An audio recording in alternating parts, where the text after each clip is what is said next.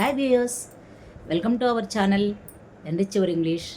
మనము పాస్ట్ టెన్స్లో మూడో tense అయినటువంటిది past perfect tense గురించి ఈరోజు తెలుసుకుందాం.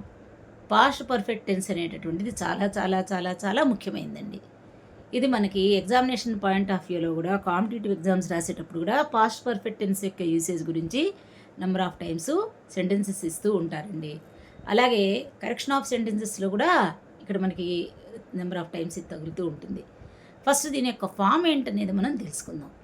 మనం ప్రజెంట్ పర్ఫెక్ట్ టెన్స్ ఫామ్ తెలుసుకున్నాం కదా, subject plus has are have plus V3 అని తెలుసుకున్నాం కదా. ఇక్కడ ఏంటంటే హ్యాజ్ హ్యావ్కి పాస్ట్ టెన్స్ వాడతాం.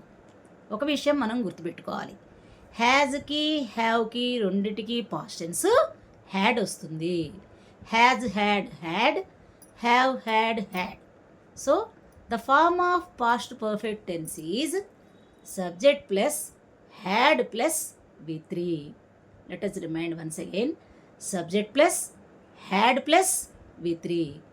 For example, I had gone, we had gone, you had gone, you had gone, he had gone, she had gone, it had gone, they had gone. So ఇది మీకు ఏంటంటే అన్ని సబ్జెక్ట్స్ తీసుకొని sentence ఎట్లా వస్తుంది formation అనేది చెప్తున్నానండి.